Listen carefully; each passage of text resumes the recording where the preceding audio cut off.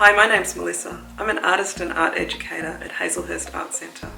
Today I'm going to show you how to create a repeated stamp design using simple everyday objects. I used a box, a lid, some rubber bands, some string, things that you've got at home. I had a lot of fun and I created some great designs for wrapping paper, gift cards and gift bags.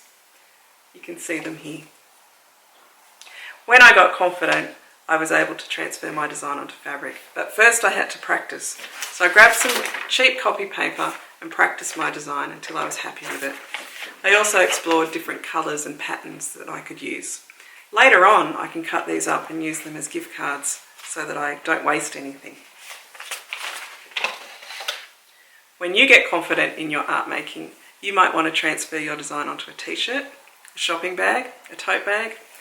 I put mine onto a tea towel and I can't wait to use it.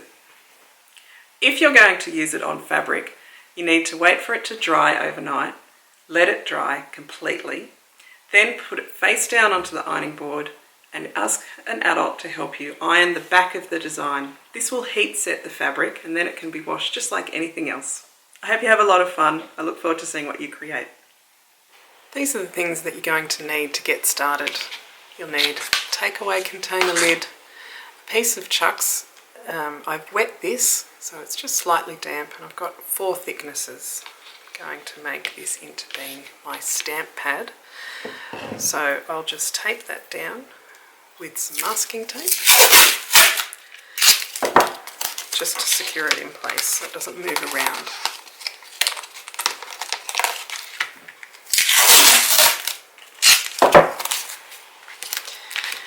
The reason that we wet it is so that it keeps the paint moist while you're stamping.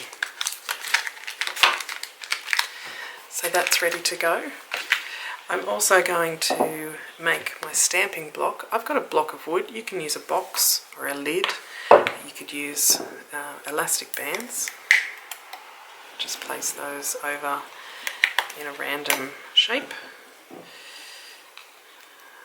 until you're happy with the design. Or wrap some string around your block.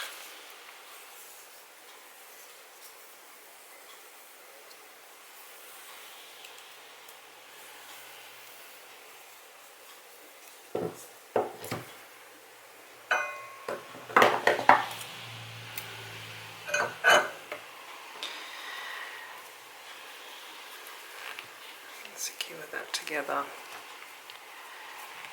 It's also good to put a bit of tape on there to help hold that in place as well. So that's my block. I'm going to use the side of this one this time to make my design, and of course I'm going to try it out on a piece of paper first. So I'm going to clear my area, and my table is very dirty because this is where I make my art, but if you're at home, make sure you get some old paper to cover the surface of the table so that you don't get paint where it's not wanted.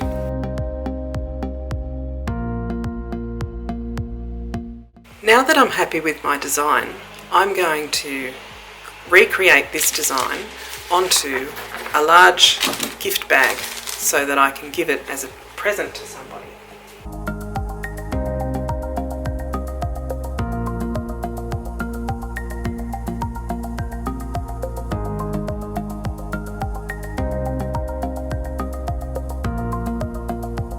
At the end, I've decided that I might keep the string to help wrap up the present later because it's so pretty with all the different colours on it.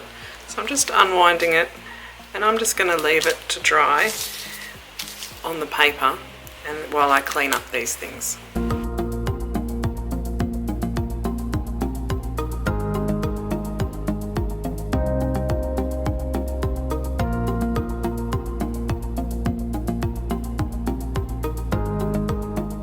So for this one, I'm going to put it onto a plain white tea towel. You might have a tote bag that you'd like to decorate. I've managed to get paint in the middle because I had some on my hands. So now I'm going to just do the design right across the middle where it'll get hidden. So I'm just going to go straight across the middle of my tea towel with 2 rows in the pattern that I had decided was my favourite.